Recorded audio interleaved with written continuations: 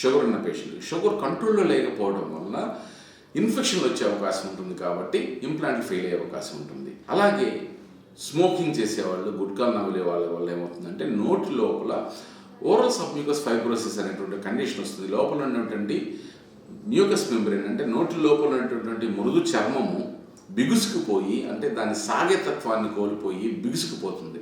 అటువంటి వారిలో నోరు తెరుచుకోవడం కష్టంగా ఉంటుంది కాబట్టి ఇంప్లాంట్లు వేయటం చాలా కష్టం అవుతుంది.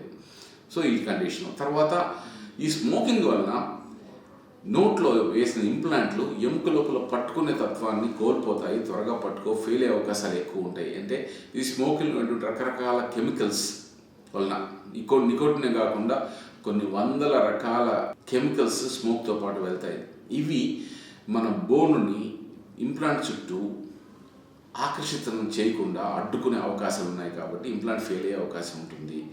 అలాగే గుట్కా నమిలే వాళ్ళలో కూడా ఈ నికోటిన్కి సంబంధించిన, పొగాకుకు సంబంధించిన కెమికల్స్ వలన ఇంప్లాంట్లు ఫెయిల్ అయ్యే అవకాశాలు ఎక్కువ ఉంటాయి కాబట్టి ఈ అలవాట్లని మానేసిన తర్వాతనే ఇంప్లాంట్లు వేయించుకోవాలి.